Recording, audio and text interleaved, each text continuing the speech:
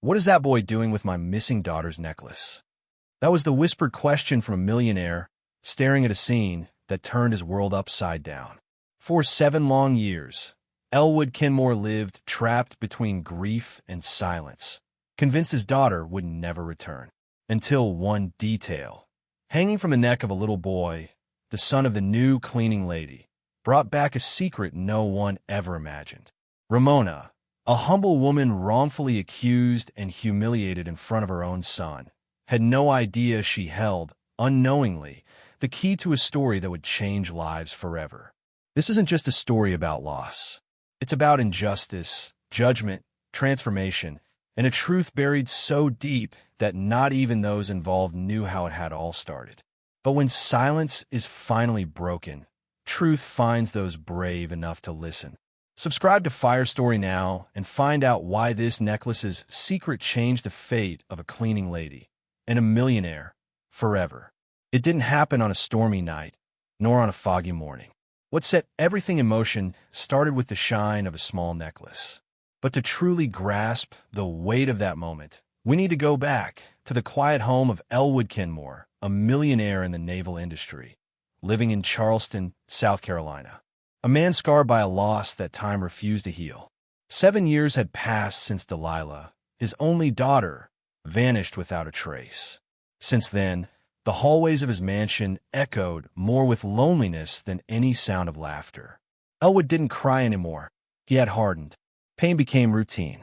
Hope became a burden, until fate, as it usually does, decided to stir up the past quietly. Ramona Holloway had arrived at the house a few months earlier.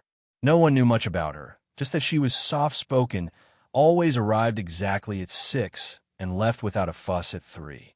She was efficient, discreet, and practically invisible to the wealthy family, just like so many women who carry households on their backs, yet never own the keys. She didn't ask questions, and she only spoke when necessary. She had a young son, Callum, a sharp-eyed boy who always looked a little down. Sometimes he had to tag along with her. She had no one else to watch him. And although the millionaire hated anything that reminded him of children, he didn't object, at least not until that day. It was a regular afternoon when Elwood came home early from a meeting.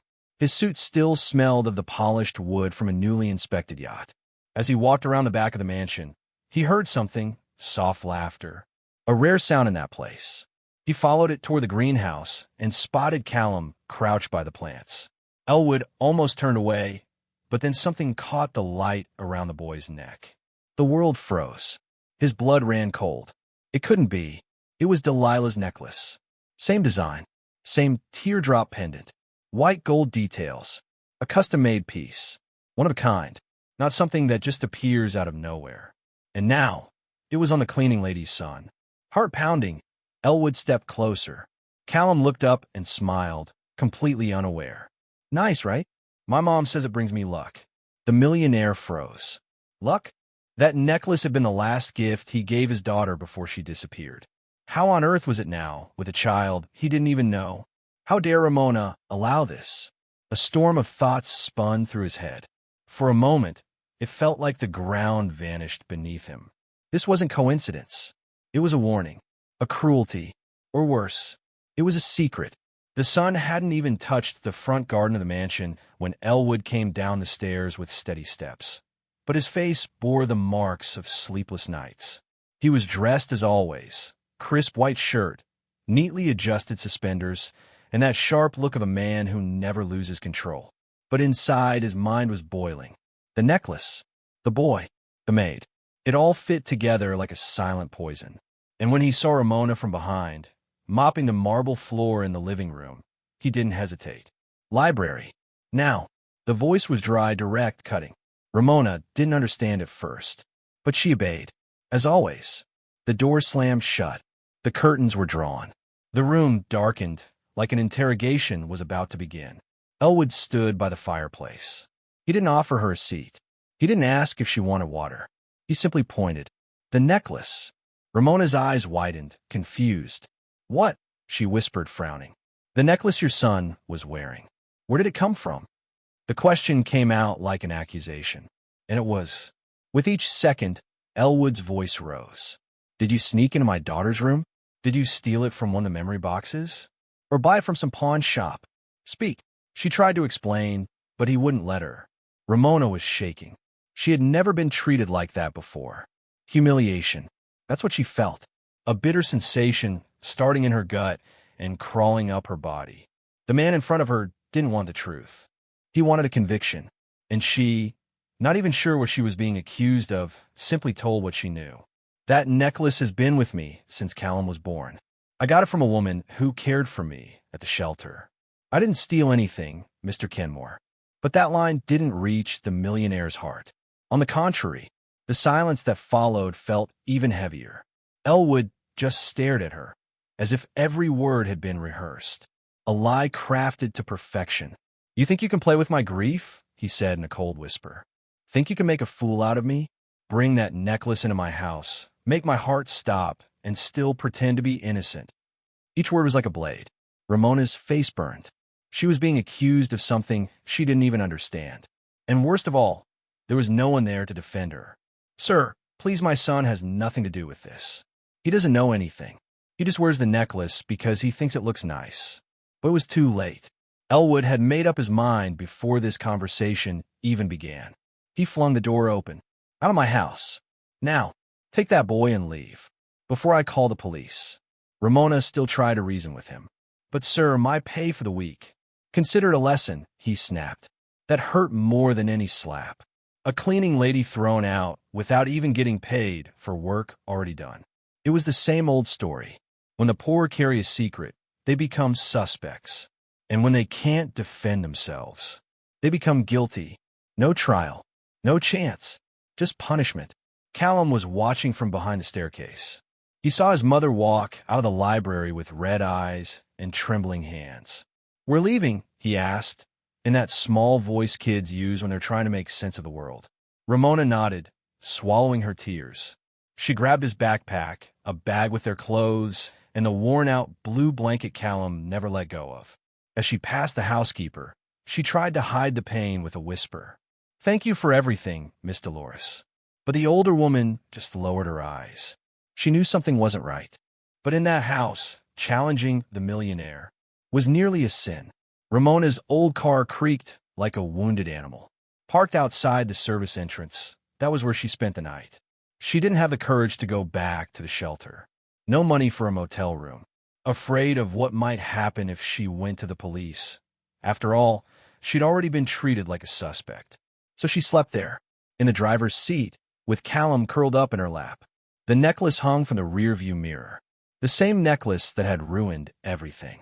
The only thing she still had left. Mom, are we in danger? He asked, his eyes watery. No, sweetheart. We're closer to the truth than ever. The night felt colder, almost biting. But what really hurt was the doubt. Ramona stared at the necklace and asked herself, why was it causing so much harm? Who was that woman who gave it to her all those years ago? And what did those strange looks from Elwood mean since the day before? Something was being hidden. Something she was unknowingly carrying around her child's neck. A secret. The next morning, the necklace still caught a sliver of sunlight and sparkled faintly. Callum slept peacefully, as if nothing had happened. But Ramona knew everything had changed. The world suddenly felt too small for so much injustice. But sometimes, life pushes humble people to rock bottom, just so they could discover things they never would have found on their own. And what Elwood was about to uncover in the next few hours will be more devastating than any false accusation. That morning silence felt heavier than usual. Even the gardeners avoided using the leaf blower. There was something in the air, like a warning. Elwood stood drinking his bitter coffee, staring out through the stained glass windows at the front gate. But he wasn't really there. He was far away, trapped inside his own thoughts. The necklace, the engraving, Ramona's confused face. It didn't add up. Even in anger, Elwood knew how to spot a lie. And Ramona didn't seem like she was lying. Now, the doubt burned worse than suspicion. Then Dolores stepped in quietly, eyes downcast, but courage built into every wrinkle. Mr. Kenmore, that necklace, it has an engraving inside. Do you remember? Elwood's eyes widened. A chill ran down his spine. Of course, He remembered. The necklace had been custom-made in Savannah. A personalized gift. Inside the pendant was a phrase only he and his wife knew. Delilah, my light. It had never been shared, never shown to anyone. It was private, intimate, a secret, engraved where no one would look. You're right, Dolores, he said, more to himself than to her. Without wasting another second, he grabbed his car keys and drove straight to the jewelry shop where he'd had the necklace made so many years ago. He had to confirm it. He had to know. The drive to Savannah felt shorter than usual. Maybe it was the adrenaline. Maybe it was fear. The jeweler, an older man with a French accent named Etienne, was still there. He remembered the necklace clearly. The engraving. The sorrow in Elwood's eyes back when Delilah disappeared.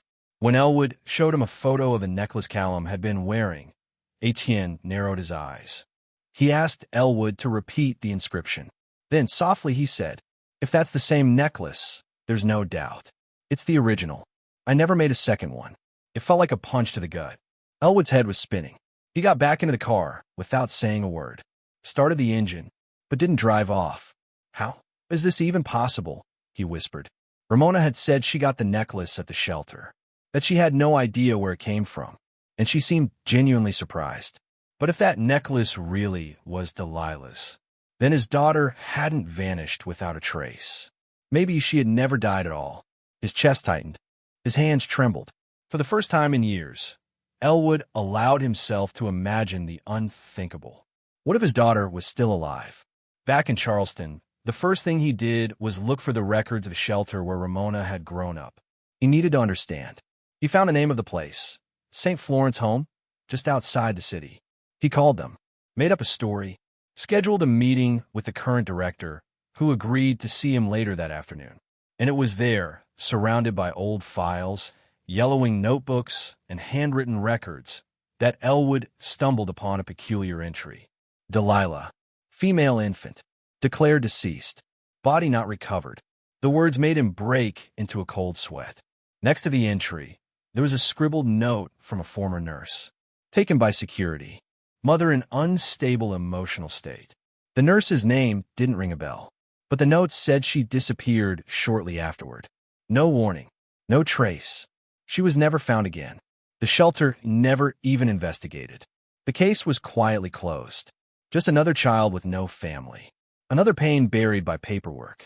But Elwood felt something he hadn't felt in years. Restlessness. And now, a new feeling crept in. Guilt. Because up until that moment, he had blamed the world. But maybe part of the blame was closer than he'd ever imagined. According to the records, Ramona was brought into the shelter not long after that incident. She was still very young. No birth certificate. No official guardians. Only a vague note about a kind woman who dropped her off at the gate. The current director spoke softly. There were rumors that some children were brought in and registered irregularly to protect them. Elwood didn't respond. But inside, one question boomed like thunder. What if Ramona is Delilah? It all seemed impossible, until it started making too much sense. The age, the necklace, the features, even the name. Ramona, a name close enough to Delilah that someone might have chosen it to hide her identity. Elwood's throat was dry. He wanted to run to her, to ask, to confront, to beg. But he knew he couldn't just burst in and shake the truth loose. This time, he needed to listen, really listen, with an open heart, even if the truth hurt more than the grief. Because some secrets, when buried too long, grow roots. And when they bloom, they can change everything. That night, he didn't sleep. He read the documents over and over. He stared at an old photo of Delilah, trying to see pieces of Ramona in that child's face. He thought about the boy, his grandson, the eyes, the expressions, everything that once felt like coincidence, now screamed at him. But he still needed one last piece, the full story, the truth in her eyes. And finally, Elwood was ready to do something he'd never done before. Listen to a humble woman without judgment. And with that ache lodged in his throat, Elwood left before sunrise, determined to find the only person who might hold all the answers. Ramona, or maybe Delilah. The sky was still gray when Elwood parked outside the modest housing complex where he'd learned Ramona had sought shelter. The contrast between that humble neighborhood and the luxury he was used to was striking. But for the first time, he didn't care.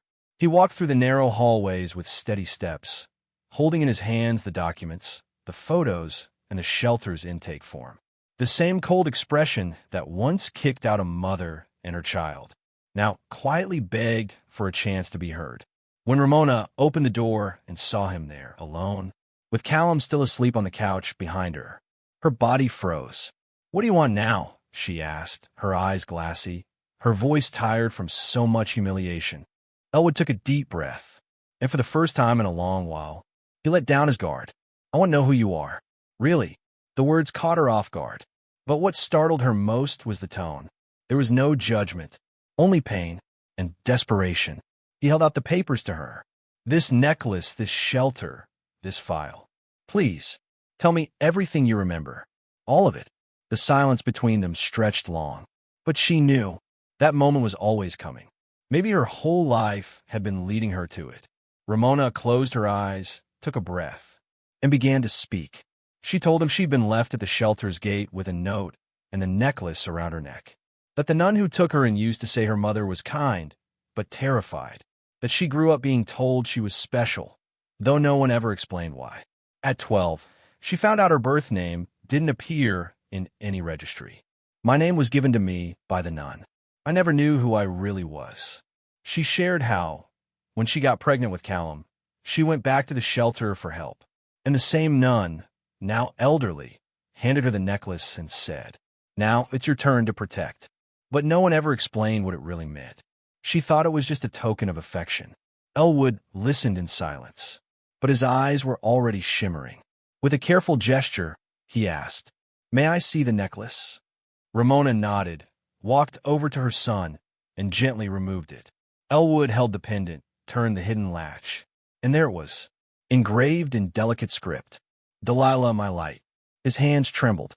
The coldness in his eyes melted, replaced by something raw and boyish, like a child rediscovering the past. Ramona watched, unsure what to feel. "Mr. Kenmore, why does this mean so much?"